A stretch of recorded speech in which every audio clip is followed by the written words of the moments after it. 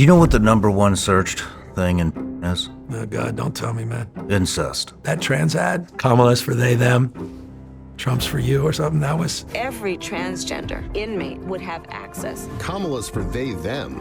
President Trump is for you. One of your proudest achievements is same-sex marriage. Yeah. What about for your values? I mean, is 8 years old too young? And he said, tell me that's not fair. I said, it's not fair. Would you speak out against this young man, A.B. Hernandez, who right now is going to win the state championship in the long jump? I can see you wrestling with it. No, I'm not wrestling. I'm not wrestling with the fairness issue. Trans people showing their boobs on the White House lawn. And I mean, the adult film industry was kind of born in California, correct? I think it was until I think we passed some condom law and it basically killed it. And it pushed it to Florida. Yeah. Was that you? No. But everything else is me, so I might as well. Jesus Christ. Did you push it? No, that was before my time. I think Was it? I think it was. I recall it was. Yeah. That would not have been an issue that again, I'm blamed for everything else. Let me double check. I don't think that was. I haven't been governor for that long, man. It's only been 6.5 years. Feels like a lifetime. I'm everyone's favorite pinata now. Would you have done it? Done what? Would you have made that rule, the condom rule, to push that? I don't know. It's interesting. I get why I was, I thought it was a little earlier with sort of HIV and AIDS and some of the concerns in that space. And we were had some sort of flare-ups in that respect. From a public health perspective, I don't know. Honestly, it's an interesting, like, of all questions, man, in a million years, I didn't expect to hear you ask that question. I didn't expect to ask it. But so, I mean, I'm not trying to deflect. I want to hear, it'd be interesting to hear the debate on that again. I think that, I mean, I told you I have little ones. You have kids. The shit is so accessible. It's a problem. And it's everywhere. Problem. And it's ruining kids' minds. And now you can find anything you want to find out there on the internet as far as sexuality and people model that. They think that's what relationships are about. Mm-hmm. And for our young men, man, we got a crisis of masculinity, a crisis with young men. It's a big goddamn issue. Mm-hmm. Suicide rates, deaths of despair. I mean, in every category, our men are just getting crushed. And I'll tell you, as Democrat, we better own that space, man. I mean, if this was happening in any other group, we'd be yelling and screaming about it. It's interesting. And I'll tell you, to Trump's credit, he was able to use that in many ways politically to his advantage. And I worry, and I mean, that's why I had Charlie Kirk on my first podcast and guys in this space that, are really, to me, fascinating, interesting, successful in terms of their capacity to communicate and organize and address these concerns and these grievances. As a Democrat in our party, we need to really dive deeper into that. But as you suggest, the issue around pornography is part of that. Issues around relationships, the lack of relationships. In fact, most of these kids, many of them not even having any sexual relations with other women. They're so socially awkward. And so it's a real issue. And again, it's a tough issue to talk about because, it's not, childcare, healthcare issues, et cetera, but it's about the mental health of a whole generation. And we're losing these young boys. It's to me, my wife did a documentary called The Mask You Live In on this years and years ago, way ahead of its time. And I appreciate Richard Reeves. A lot of interesting folks are on this topic again, doing some really good work. Scott Galloway has been phenomenal on this. And it's something that I think my party really needs to address, and that's a component part of it. What would you like to see happen? Well, look, I think you can't be what you can't see. And I think you see it with teachers. I mean, vast majority of kindergarten teachers, elementary school, middle school teachers are women. I mean, these young boys don't even attach themselves to, there's those relationships, the mentorships, big brothers, this connection, that support. They don't have it. The gaps begin there. I think you really have to start there. In fact, I got a big executive order I'm about to put out in this space that talks about actually recruiting more men to the teaching profession, that highlight just the glaring gaps as it relates to mental health, substance abuse, high school dropouts, college attainment. It will be 2 to 1 in a few years. Women compared to men. This is serious stuff. And how that crisis manifests politically, to me, is also just fascinating. You saw those young men shift to Trump, multicultural. It's not about white boys, it's across the spectrum. Moving, finding some identity with Trump that I think is interesting. And I think Democrats are quick to dismiss that at our peril. And so I've been trying to mine this on our podcast, trying to understand it, but also realize I got a day job. What a gift that I can actually do something about it. And so we're going to, in a couple of weeks, announce a series of reforms in this space and really challenge people, particularly Democratic leaders in California, to start focusing on the needs of our young men. Do you know what the number one searched thing in porn is? Oh, God, don't tell me, man. Incest. Brother does sister, brother does stepmom, brother does mom, and then, I mean, it's ripping families apart. Sick. And it's making shit that should not be normal. And now you're seeing all these problems. I mean, you know, there's a large population of rape it's from a sibling or a father. Yeah, man, definitely. You know, and I think that derives directly from the shit that's accessible on the internet to kids. Ubiquitous. I mean, you can Google White House. I mean, I remember my son, no bullshit, literally, he came to me. It was our house phone. He goes, Dad, look at this. And he was literally Googling something related to the White House and got this porn site because he had spelled it wrong. And he was kind of ashamed. I'm like, brother, it's totally cool. He said, you have no idea what you're about to experience. And that was just a couple of years ago. And I'm like, and I remember my wife, she I wish she was sitting in this seat because you guys would have a conversation for hours on this damn topic. It's a big deal.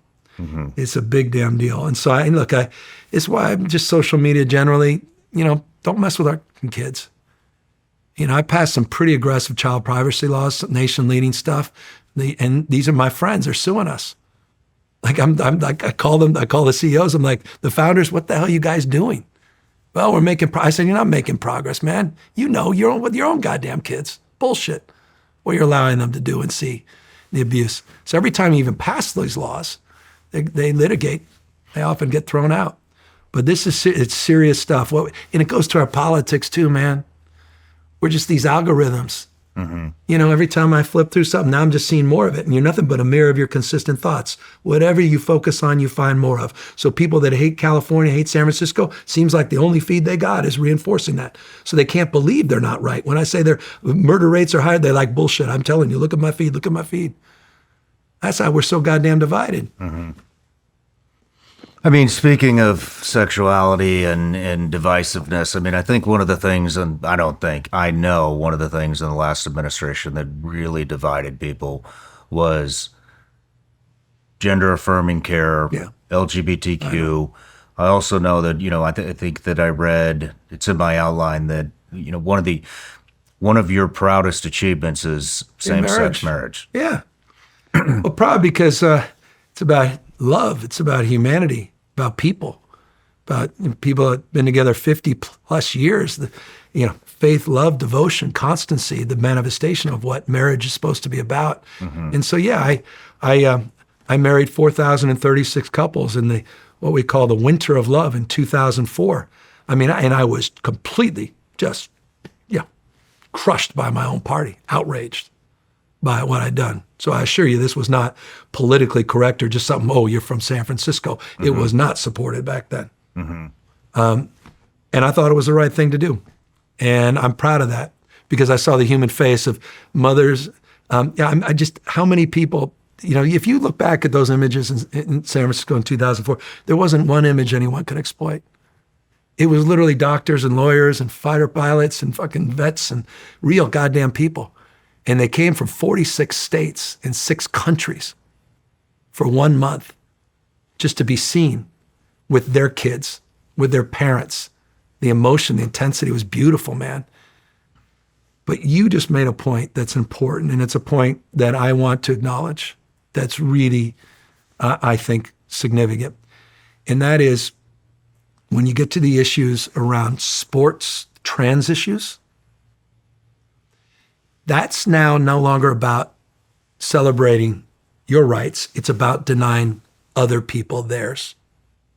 Marriage equality was about everyone's right. Your marriage was not diminished because a couple that had been together 30 years got married and happened to be the same sex. But your child may not have that same opportunity to get on the podium if a trans athlete is competing for that limited spot. And 2 years ago, that came to me in a very different way. I looked at it, and I'll be candid with you. I looked at that issue and I said, boy, they're just exploiting this. It's a handful of people. What the hell is this? It's being weaponized. It was sort of the newest CRT thing. I was like, oh God, here we go. We went off CRT, everyone even forgot about that. And now it's all about transports or banning books or whatever it might be. It was just another cultural issue. I remember Donald Trump was saying, I have no problem with same-sex restrooms for, Caitlyn Jenner or whatever, he had no issue with this a few years ago when he was even running for president. And I didn't really think about it in that respect either. I didn't have an issue. I remember the Republican governor of Utah said it beautifully. He said, never so much attention been focused on so few people. That was a Republican governor of Utah said that. And so that was my prism to see the world until 2 years ago, there was a state track championship. And we had a trans athlete that was successful. And there was a video of the girl that lost, and she was devastated. And that video went around everywhere. And it was very emotional. It was very real. And you felt for the girl that she's not going to get to those state finals. And the finals were a few weeks away. There was a lot of energy around it. Like people are like pissed, understandably. And I remember calling my team in. I said, is there a compromise? What can we do here? Like, this is legit. And there was someone that advises the International Olympic Committee who happens to, I think, live in California. And they came in to say, well, what's the right stage for a woman, man, is pre-puberty, et cetera. They said it's incredibly nuanced, incredibly difficult. And I remember being just amazingly frustrated by it. And the worst thing is the two girls, instead of us being able to figure it out, they both dropped out. The trans athlete and the girl that lost. They both didn't even play the finals. I'm like, man, that wasn't fair. I said that to my team. I remember at the time saying it to my team. Then I started showing up on my kids' soccer games, everyone else. Every parent coming up said it's so unfair. Like, whoa. Like everywhere I went.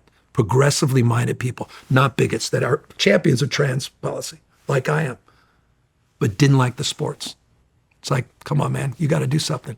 And I just sat there sort of quietly trying to figure this out. And my feelings were well known by my staff. And I did this podcast with Charlie Kirk. And Charlie was the first one. It was my first podcast on my new show. And Charlie showed up, and unsurprisingly, he brought it up. And he said, tell me that's not fair. I said, it's not fair. You're right. And I said, it's also not fair that these people feel scapegoated and all they want to do is just goddamn survive. I didn't say goddamn, but I said something along those lines. Well, it blew up. People were pissed. My party was pissed. LGBTQ caucus, I'll never forget that meeting with my friends, furious with me because I don't think it's fair. It's not. The challenge in California, and it's all over the news the last 48 hours, and I got it with protests in South Carolina, is there's a law that was signed by the last governor, 2013 or 14, that is the law in the state of California. There were two efforts a few months ago to change it after I said it wasn't fair. They didn't get out of committee. We have a constitution. The governor doesn't get to decide to change the law by fiat. It has to be done with the consent of the legislature. They didn't move forward. So now, of course, Trump is having the time of his life. And I assure you he is, because we've had conversations on this topic. So I know exactly. He says, you got abortion, I got this. He told me that. My mother's grave. Politics. And now he's suing and threatening us. And it's, I'm the poster child.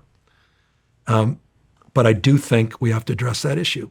And I do think the legislature should address that issue, but with grace, with humanity, with respect to someone different than yourself. And, I get the kids, I get all that. I mean, it's deeply emotional and complicated, but I wish people wouldn't weaponize it the way they do and demean people the way some people do. But because you oppose sports does not make you a bigot, doesn't make you homophobic. And my party needs to stop saying that.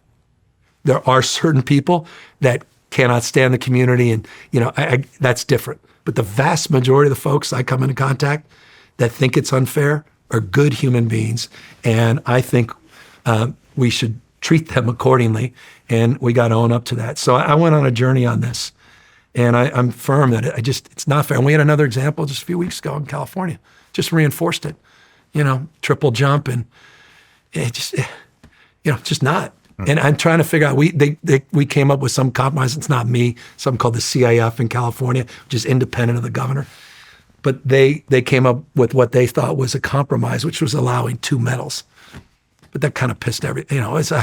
It worked-ish, but it's not the answer to this. And so we got to address it, because I really worry about LGBTQ rights getting rolled back.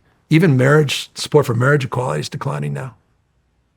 And I think this issue is really, they've been very effective weaponizing it, very effectively expressing their anger about it, not even weaponizing, but legitimate anger, people that disagree.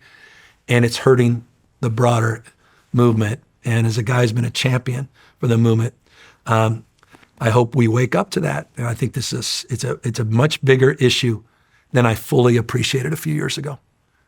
It is a handful of people, yes, but that doesn't change the fact that it's not fair. I mean, do you think that, in your opinion, that the whole LGBTQ agenda went a little too far on this? I mean, in my opinion, it went way too far. And, I'm a person, I don't give a shit. You want to get married? Fine, cool. I'm curious, and just out of curiosity, 20 years ago, did you feel that way about same-sex marriage?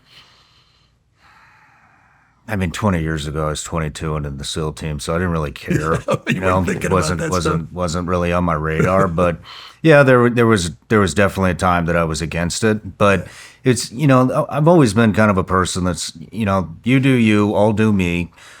I don't need to see it. You don't need to push it on me. I guess I don't even care if I see it. Yeah, It doesn't fucking bother me. None of it really bothers me. It's when it's like I'm forced to. It just gets pushed in my face all the time. Yeah. All the companies turn into rainbow flags. Yeah. We saw the party at the White House. 2 years ago, maybe. Yeah. Maybe it was last year. I can't remember. And we have people showing their boobs on. Trans people showing their boobs on the White House lawn, and I'm like, well, this missed that one, but I could appreciate ridiculous. If that was the case, yeah. And then in the major thing that I hear the most is the kids, and I don't know if California's one. I know Washington's one where the state can come in and basically take your kid if you're against gender affirming care. Yeah, there's some nuanced language and around that. There's about 21 states, by the way, just on the California's hardly, again, it's not the only, everyone back to California, but about 21 states that tend to operate in this space similarly with sort of variants along the same rules. And obviously California is one of them. But no, look, hey, I didn't even mean to cut you off, except to say there's no doubt this issue, I thought it played a very significant and outsized role in the last election. I thought that and by the way, I told Chris that and Susie when I was at the White House, Susie Wiles, the chief of staff, and Chris, who ran the campaign and a lot of the media, when I was over at the White House earlier this year. We had a conversation around the trans issue, which was fascinating. I wish that one was recorded. And then met with the president right after, who was in the middle of a press conference as we were talking on the topic, and began a 90-minute meeting I had with him in the Oval talking about this very issue, where he said what I just said about you got abortion. And I was like, come on, man, it's not politics. There's human beings here, but I get it. I get the politics, but it's also about human beings. But that trans ad, Kamala's for they, them, Trump's for you or something. That was powerful. Mm-hmm. And it was an unforced error of the Harris campaign not to push back on it. But they had little move. They have a few moves to push back because it was what it was. That gender affirming care was afforded under a lawsuit when she was AG, and part of the settlement compelled that the state had to move forward to allow for it. And it was a circumstance with an undoc person that was incarcerated that got the gender affirming care. Everything about it just met a political moment. And the fact that she defended it on a video only reinforced the vulnerability. And so they kept running the ad over and over and over again. It was incredibly impactful. And as just, again, removing the humanity, right versus wrong, the morality on either side, politically, it is a major problem for the Democratic Party. What about for your values? I mean, is 8 years old too young? Yeah, I mean, look, I now that I have a 9-year-old, just became 9, come on, man, I get it. So those are legit. You know, it's interesting, just the issue of age. It's interesting. As someone that's been so focused on equality, broadly, LGBT rights, particularly gay marriage. Mm-hmm. The trans issue for me is also novel. It's over the last few years, I'm trying to understand as much as anyone else. Whole pronoun thing, trying to understand all of that. Well, that was like the hell. I mean, all that stuff. I get it. All this stuff started to collapse on us. I joked with Charlie about Latinx. I remember walking into my staff. I started using the word Latinx a few times. And then my chief of staff, who happens to be Hispanic, goes, "Would you shut up?" I'm like, "What?" She goes, "Who uses that word?" I said, "I don't know." She said, "My whole staff said, do not ever use that word again." I'm like, "What's going on?" I was like, "Okay." And they literally stopped. I'll never forget. I was like, "Whoa." We were on this sort of Zoom conversation, and literally my Hispanic chief of staff is like, "Shut up." And so I'm like, we were all kind of like, those meetings where my pronouns and everyone goes across. So all this was sort of, I think, post-George Floyd, post-COVID, we kind of came out. And there was obviously this rights movement post-George Floyd, which you got to understand, on the basis of what occurred and all the social unrest. And there was a natural inclination then to try to course correct. But it was across the spectrum of issues, including increasingly on the issues of how we talk, communicate, how politically correct and sensitive people started becoming, use of language, pronouns, and then issues around the trans community and this notion of gender affirming care for children. That's tough, man. And the science on that, I haven't dove that deep into it, but I read one report and then there's one that's slightly contradictory, and then they said there's no contradictory. Here's what the UK just came out with. You're full of shit. It's absolutely scientifically sound that it's outrageous, and so it's intense. And then I meet with families, literally meet with families. Save my child's life, and they're thriving. It's just, you can't serve the country until you're 18. You can't buy a gun. You can't get alcohol until you're 21. And to make that big of a decision as a kid, you could also be destroying a lot of lives as well. Their brain isn't even fully developed. You got, until 26 plus. Yeah. So it's even further with the brain. Look, I come to this very much more open-minded than I've ever been, mm-hmm. more receptive, because a lot of the pushback came from folks, candidly, that I didn't respect, that never respected the gay community, period. Mm-hmm. There are people who are opposed to just basic rights mm-hmm. that have been going after. So I think the natural inclination was sort of dismiss. And now I recognize more fully and deeply. And I think the sports issue really opened that door for me. The nuances in this space. That said, I'll take a backseat to no one in terms of anti-discrimination laws against the community. Mm-hmm. I just don't. That's where I take a backseat to no one. And I've signed some of the most progressive legislation on that, and I'm proud of that. That's who I am.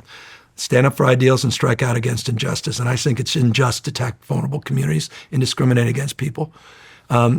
That said, on the issue of children, this is a tough issue. Do you think it's unjust to push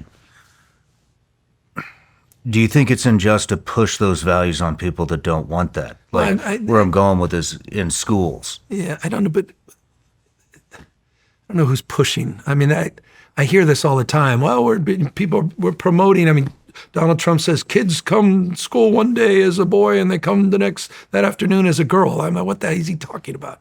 Well, I mean, I'll tell you what I don't know what he's talking about because I'm not familiar with that conversation or when he said that. But I mean, just here in Tennessee, for example, I think it's Cookeville, they had these kids that showed up and they're called Furbies or something.